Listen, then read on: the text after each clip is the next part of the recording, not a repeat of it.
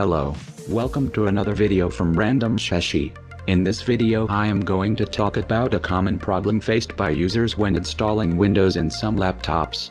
The error says Windows cannot be installed to this disk. The selected disk is of the GPT partition style. This video shows you how to convert GPT partitioned disk into MBR partition from the installation disk itself.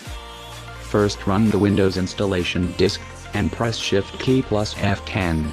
This will run the command prompt as administrator from the installation disk itself. Now type in disk part, and press enter. Now type list disk, and press enter. In this case disk 0 is the disk I want to convert to MBR.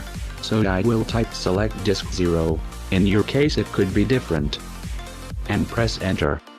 There's a slight chance of losing all data.